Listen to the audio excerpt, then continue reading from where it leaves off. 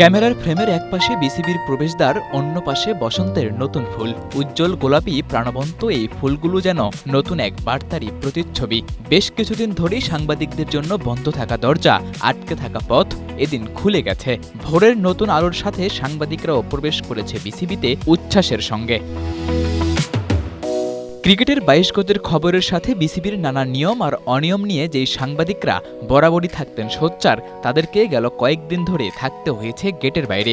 মানবিক সুবিধাবঞ্চিত সাংবাদিকরা নতুন ক্রীড়া প্রতিমন্ত্রীর কাছে বিষয়গুলো জানালে আমিনুল হক নেই তাৎক্ষণিক ব্যবস্থা। তার ওই এক ফোন কলেই বদলে যায় পরিস্থিতি। বুধবার সকাল থেকে বিসিবি আবারও উন্মুক্ত হয় সাংবাদিকদের জন্য।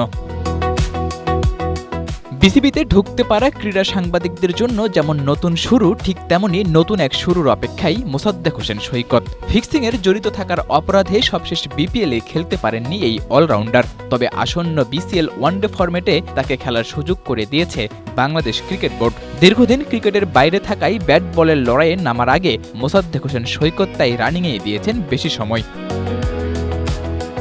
ওয়ানডে ফরম্যাটে টুর্নামেন্ট হওয়ায় মোসাদ্দেকের দিকে থাকবে আলাদা নজর। কারণ দেশের সবচেয়ে বড় কম্পিটিটিভ ঢাকা প্রিমিয়ার লিগের চ্যাম্পিয়ন অধিনায়ক মোসাদ্দেক হোসেন সৈকত সবশেষ আসরে প্রতিকূল পরিবেশেও দলকে চ্যাম্পিয়ন করতে রেখেছেন গুরুত্বপূর্ণ ভূমিকা।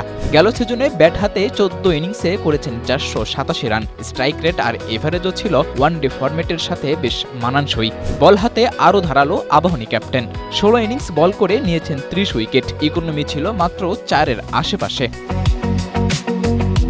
নতুন ক্রীড়া প্রতিমন্ত্রীর কলেই হোক কিংবা যে কারণেই হোক, সাংবাদিকদের জন্য আবারও বিসিবির দুয়ার উন্মুক্ত করা বিসিবি তরুণ ক্রিকেটার মোসাদ্দেকের জন্য দেখিয়েছে উদারতা। অভিযোগ থাকার পরও আবারও ঘরোয়া লিগে খেলার অনুমতি দিয়ে বিসিবি যে উদারতা দেখিয়েছে, মোসাদ্দেককে এবার দিতে হবে তার প্রতিদান। ক্লিন ইমেজে দুর্দান্ত পারফরম্যান্সই হতে পারে মোসাদ্দেকের পারফেক্ট জবাব।